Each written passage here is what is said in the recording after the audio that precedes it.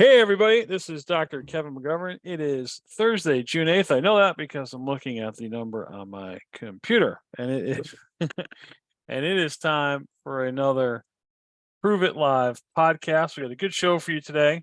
The title of the show is Hip to Shoulder Separation is Harmful. But before we get started, I want you guys to check out our new Prove It Live updated webpage. We have a newsletter section. So we have all the newsletter last week that we talked about our pitch count and all the things in there is a nice PDF that you can download and feel free to use in leagues or for yourself or whatever. So without further ado, I want to introduce you to my very handsome co-host, Mr. Mike Frary. Michael. Thank you very much, Kevin.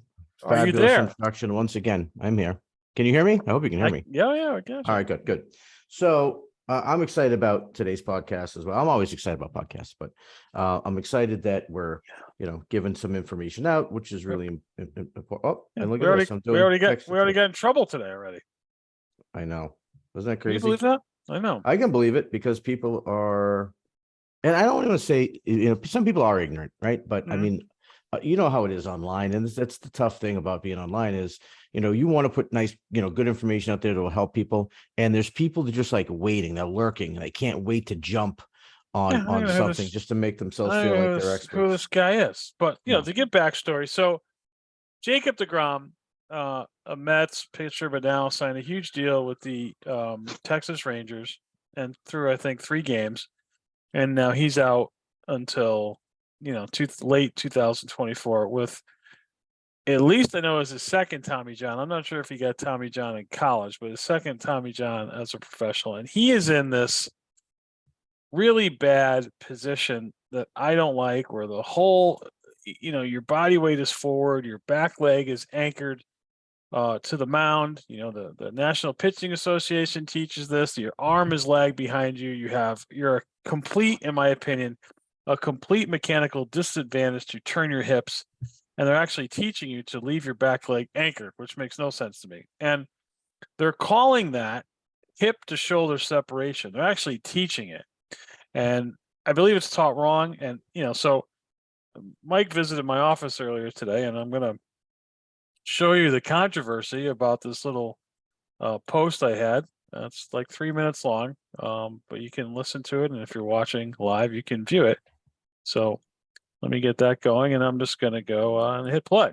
So here we go. This is the big controversy that some guy out of nowhere, basically called me an asshat. So here we go.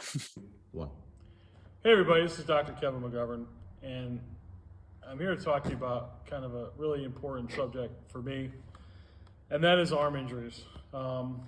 Jacob deGrom, I'm not just here playing with figurines here. I got this for a purpose. And Noah Syndergaard, 2 guys that were incredibly frontline pitchers. And the reason why I bought these, and I use these in my practice here as an example, is you couldn't be in a worse position than you are now. Here, all of your weight is forward, the foot is anchored, the arm behind you, and there's really nowhere else to go. As he turns his hips, all the stress is going to be in your arm. I mean, just try to get in this position for 30 seconds and feel what it feels like. And now imagine we're doing it 100 times a game at full force, and all the stress is going here. Now I've got a simple solution to fix this, but this is what's called, pay attention, simple solution to fix this. And I think it is taught completely backwards. Backwards. We have to use the principle of potential energy. Potential energy is like a slingshot. As I pull it back, or a bow and arrow, that.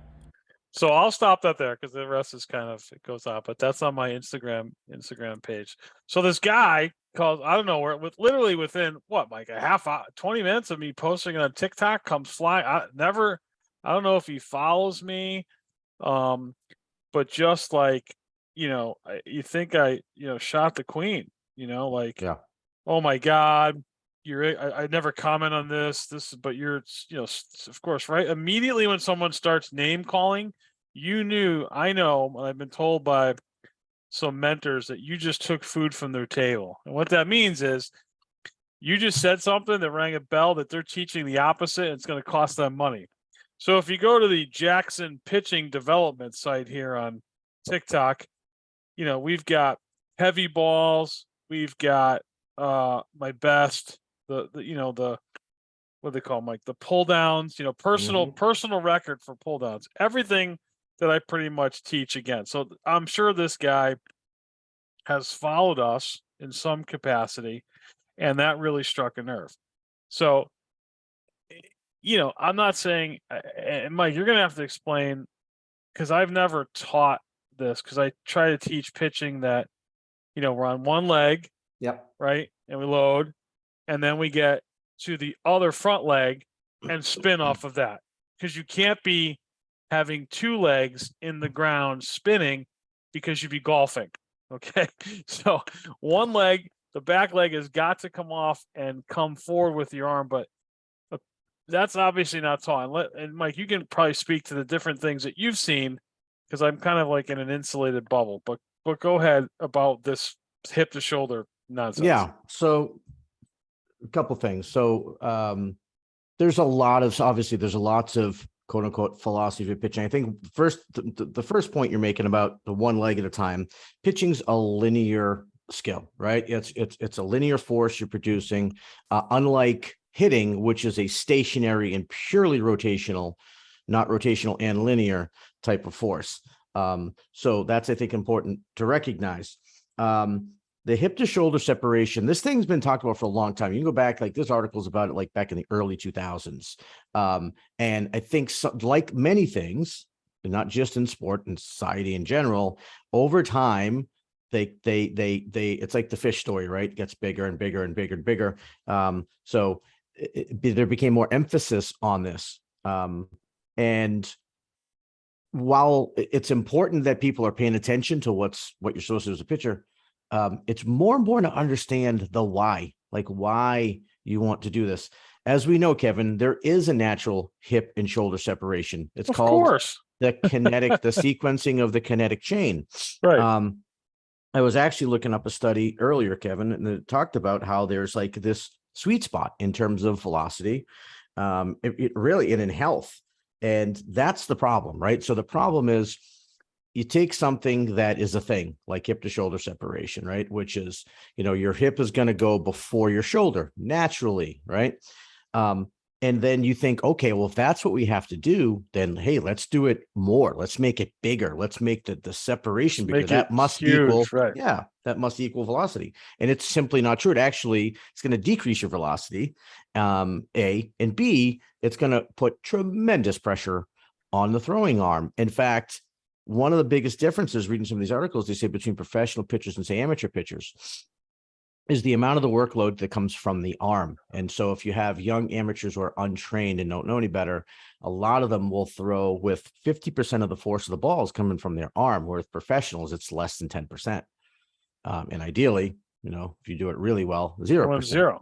You're at zero, right? But, at least a minimum, I think that every study I saw, at a minimum, 70+% was being produced by the core and the trunk, and then another 20 from the shoulders or whatever it might be, but very little from the actual arm. Yeah, because here's a picture of Gaussman from.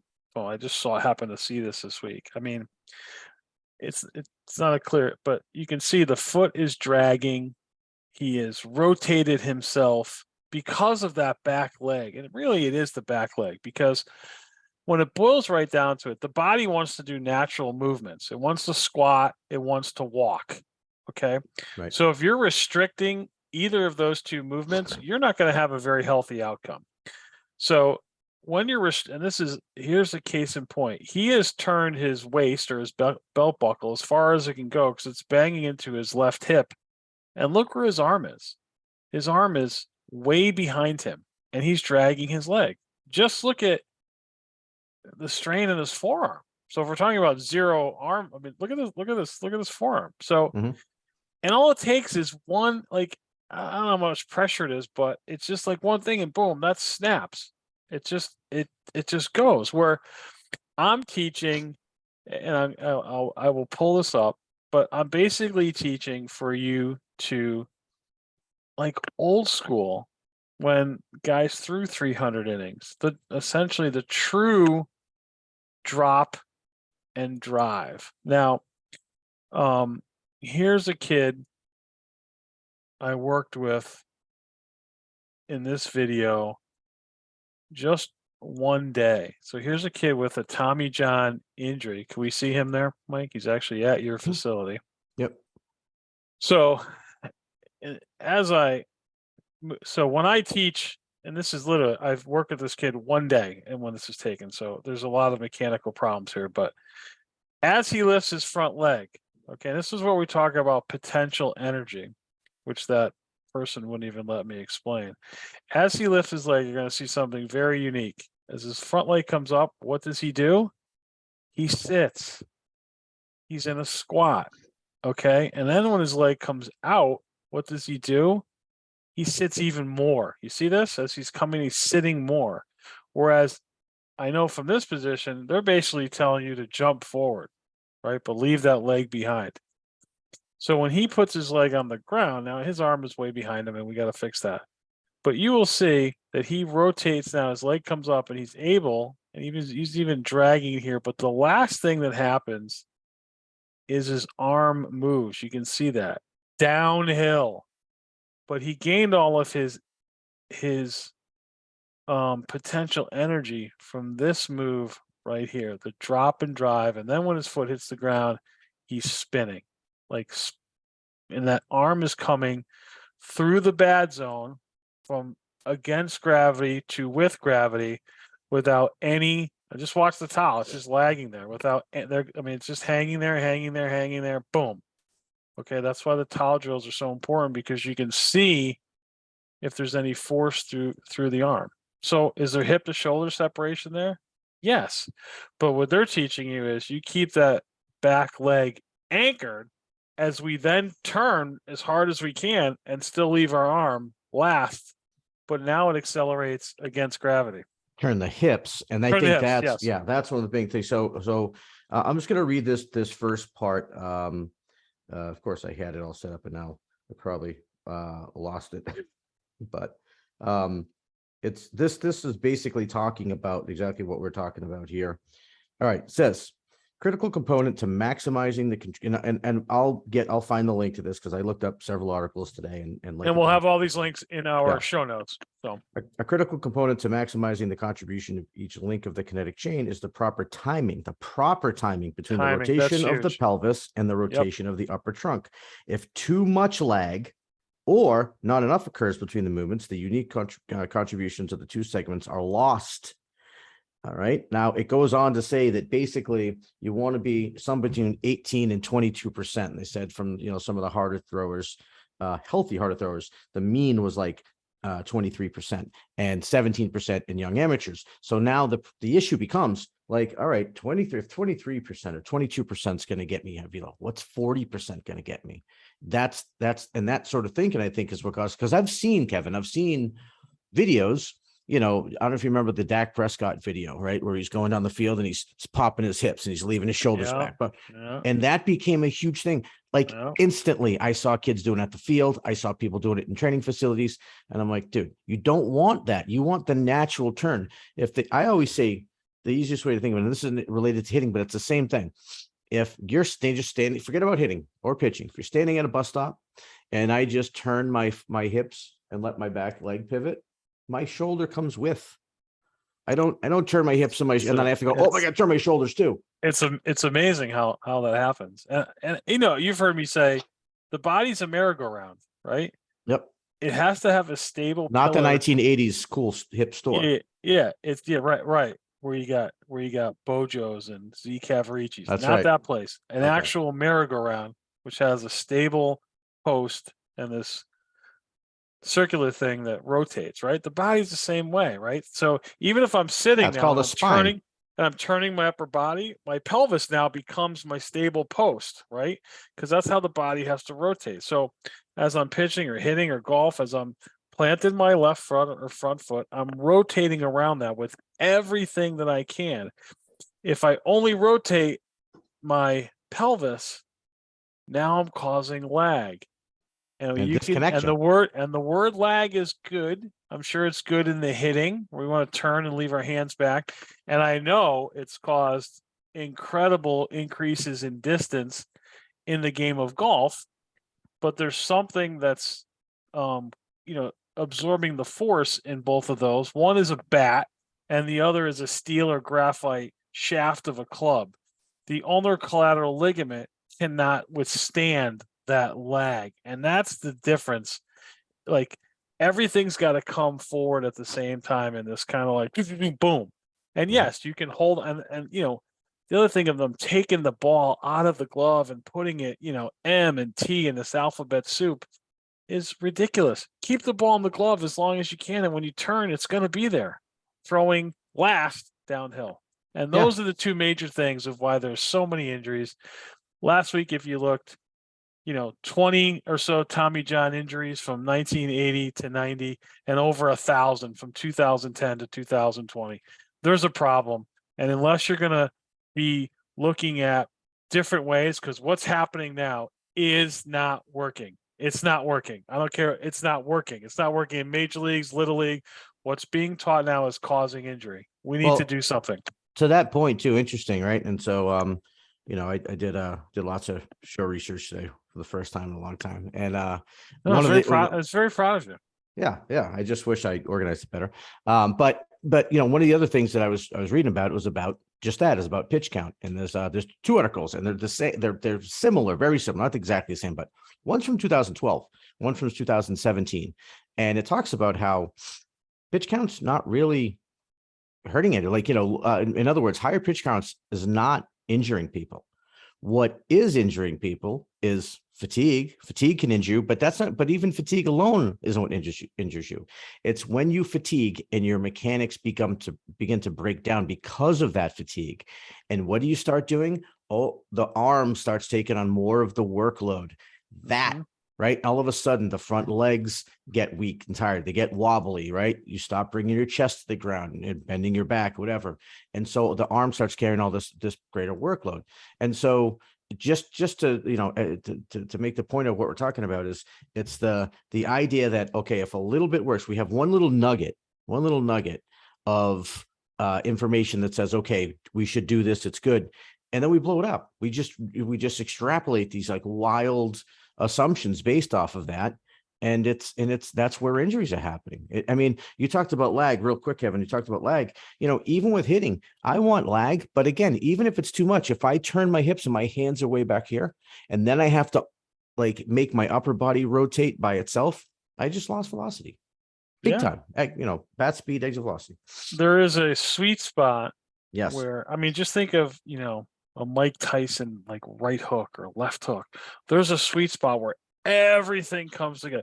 The Bruce Lee 1-inch punch, right? There's timing where the whole body, where everything is working in succession, but that succession can be, it doesn't have to be, bang, and then 20 minutes later, like that everything is coming through at the same neurological sequence time to deliver the greatest amount of force. Okay.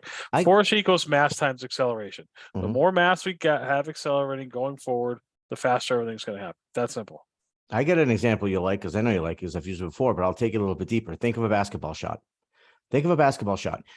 What's of uber importance in a basketball shot is the sequence. If you're taking a jump shot, right, you hinge your hips back, then you come up from the ground, from the legs, and then the upper body, and then the elbow, the hand, and then the Michael Jordan finish. The ball goes. Imagine if you shoot the ball and then jump and then bend your elbow and then bring your hips back. Could you imagine what that would even look like? Like, it's all the same movements. You're doing the exact same movements. That's a great point. It's just, what gets me.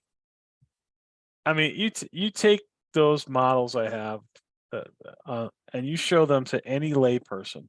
I had 2 women come in today, and I'm like, what does this look like? They all went like this. Oh, that looks painful.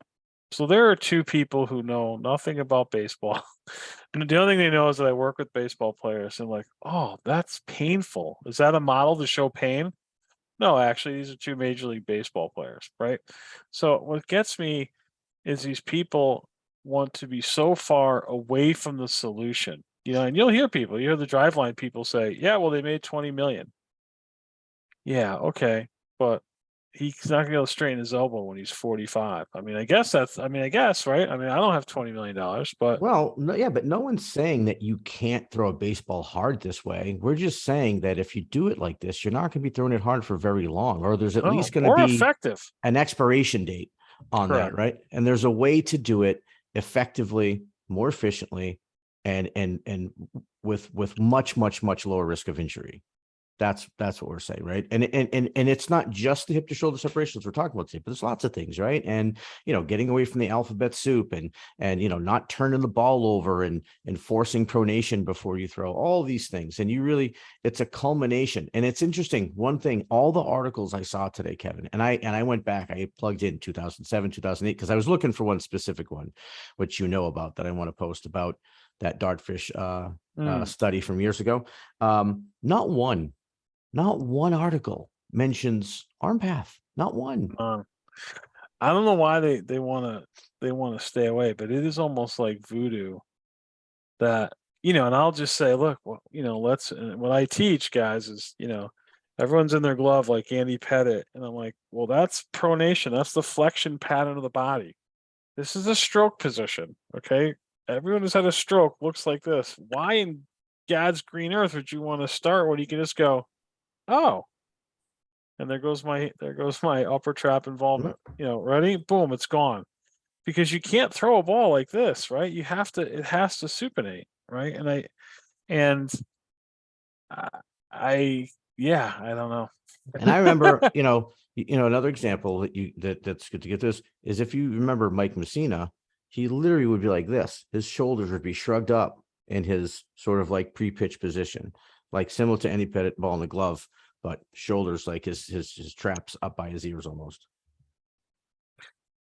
Yeah, and I think, I don't know why they don't. I mean, there are, I think once in a while you hear Smoltz talk about arm path, but we're talking about injuries to the arm. No one's mentioning the arm. It's kind of, you see these guys. I mean, you see these, these Tommy John injuries. It's all the same. The arm is well behind the body. The trunk is rotated, and we've got these big muscles here and these little tendons that are on the elbow. It's not a winnable equation. You're never going to win. It's just, it's gambling. You're gambling with the health of your arm. And why don't you relay the story you told me today about, you actually saw a kid naturally the other day, right, in town ball? So tell me about that, because this is amazing. Yeah, this is actually about a week ago or so, and I was there watching my kid's game, and the pitcher on the other team was kind of going. I couldn't really see how he was ripping his glove, but as soon as he came out of the glove, the ball was facing the catcher. He's coming right back here, right? So right back towards his ear, and then turning and throwing, and at least one of the coaches, hey, when you pull out of the glove, turn it around. Show. I forget what he said. Show it to the center field or whatever. Point it to the ground. And again, look, he's, in his mind, he's helping the kid. He thinks he is. He thinks that's how you're supposed to do it, because that's how he was shown. And again, to get back to like why the why is so important to understand. It's so critical, because this game has been around a long time. And there's things that people do because, oh, that's what that guy did, and that's what his coach taught him, and that's my coach taught me, and so I'm a coach now. I'm going to teach you, and it's sort of like this passing down, and it's not, unfortunately, it's not, an old myth or an urban legend where no one's going to get harmed. This is potentially injurious, so it's important. Yeah, and I think baseball is completely resistant to change. I mean, obviously they've changed with all the analytics that they're doing, but it doesn't take a genius to realize that we're never going to see numbers, analytics or whatever, of pitchers in the 70s and 80s and early 90s. You're never going to see those numbers again. You're never going to see a guy throw 15 complete games in a season. No. Ever. And they weren't getting injured. And for someone to say, oh, they got injured. Well, you can't throw 17 years in the major leagues with an ERA under 3.25 and being hurt, unless you're, I don't know what you're doing, right? So these guys weren't hurt, right? The amount of injuries now is through the roof with this quest for speed, velocity, whatever. Like I'm not talking just pitching, just running speed. These guys do not know how to slow. I mean, I look at guys warm up. They'll have the pregame, right? And I'll be looking. NBA finals, doesn't matter. Soccer. These guys can't do a proper lunge. Like, they've got allegedly professional strength coaches. Like, every movement you make is wrong is one step closer to being injured. Every movement that you make correctly is one step away from being injured. And they're just doing these things, and I'm cringing. I'm like, what is going on? You're just going through the motions, or you're doing things, knee going, like just basic breakdowns, Mike, that even as a late, knee going over the toe, the shrug, the lateral raises. Like, oh my God, what are you doing? Yeah, it's crazy. Yep, and and it's tough because you have younger kids sometimes that young kids are flexible, they're almost malleable, right? And so they do a lot of these things, and it doesn't really have any negative effect on them. They're not maximizing their performance, but they don't know that, right? And they can get by. And so getting these at least the mechanical, the idea of how the body should work. And it really applies to any sport, right? To be efficient, right? And I'm just looking at this. But I don't think kids, as you look, I don't think kids are getting that today. And I think from when in my career, I was spanning 30 years, there's certainly more adolescent injuries now, least frequency coming into my facility. Oh my God, it's not even close. Because these guys are only doing organized activities, right? They're not outside in place, so they don't learn proper movement paths, and then they go somewhere and they're taught something incorrectly, and they continually do it, and boom, they're injured. Yes. I mean, the amount of spinal injuries I'm seeing in adolescents is just, it's really bothersome. Really bothersome. You ready for this, Kevin? And this is, by the way, this is about as simple as it can be. And this is, so if anyone disagrees with this, like, please bring it on, because this, bring it on. Mike's ready for a fight. Efficient throwing mechanics is predicated on a pitcher's ability to perform a sequence of movements in body segments in which the energy from the larger segments flows up the kinetic chain to the distal arm segments through the appropriate timing of the pelvis and trunk rotations in a manner that follows the summation of speed principle. How hard is that? Basically, throw last. Big muscles to little muscles, very similar. But they're not. But you look at some, like, just so you take that, right, that basic definition, which is 1,000% correct, and then you look at the run and gun pull down. Right. So how does that definition apply to the run and gun pull down, which is breaking all of what you just read?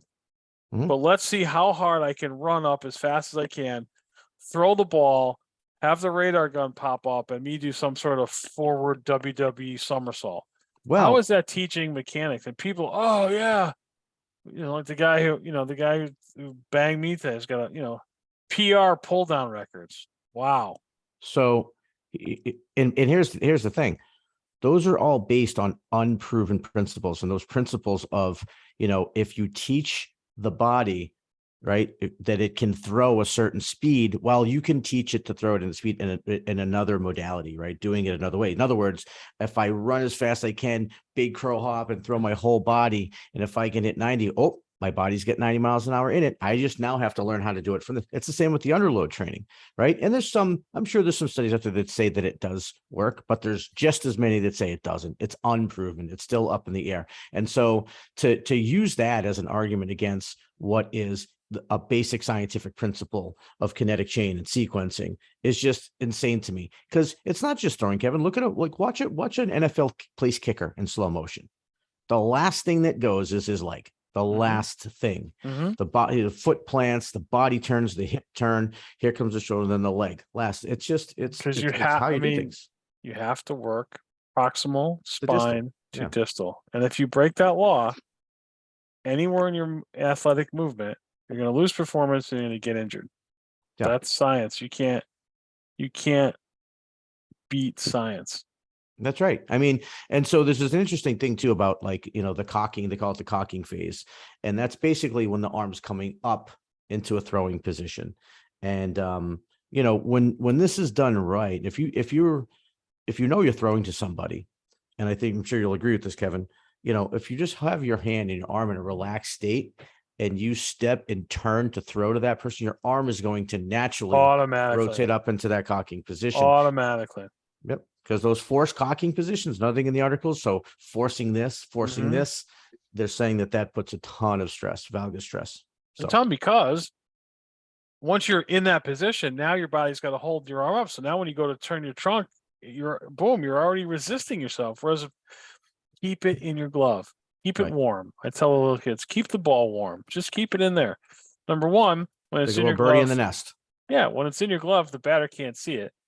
And number two, your traps and everything else is relaxed. But then then you get guys, take your glove arm and put it up like this, like you're shrugging.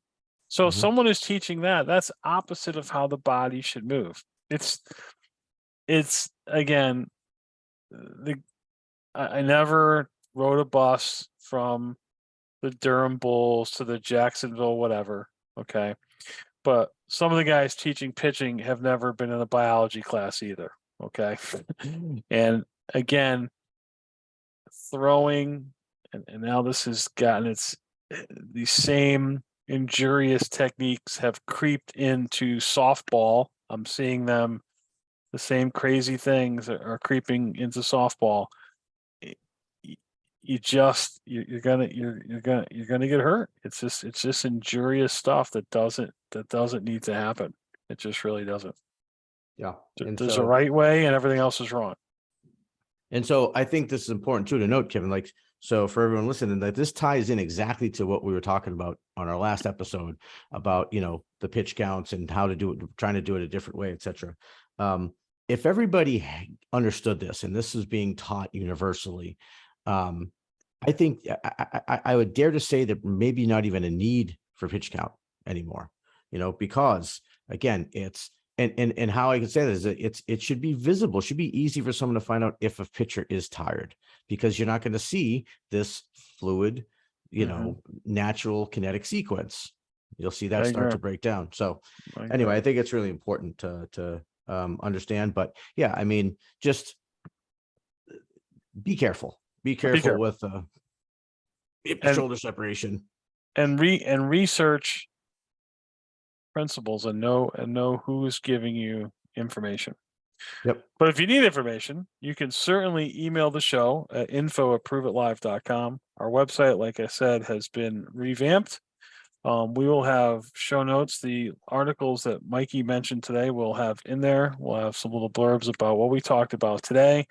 They'll be posted each and every time with our new format of being more educational and webinar-ish. We will have a certain topic each week. We'll go over that topic to give you, the listener, as much of our knowledge and opinions that we can, and then you can, and evidence-based, and you can, take it from there and do what you'd like with it. Indeed. So, again, thank you for listening. I still can't believe this was our 103rd show, something that started off as a pandemic kind of spoof. But yeah, that's pretty cool. So we'll be back next week. See ya. Thanks for listening.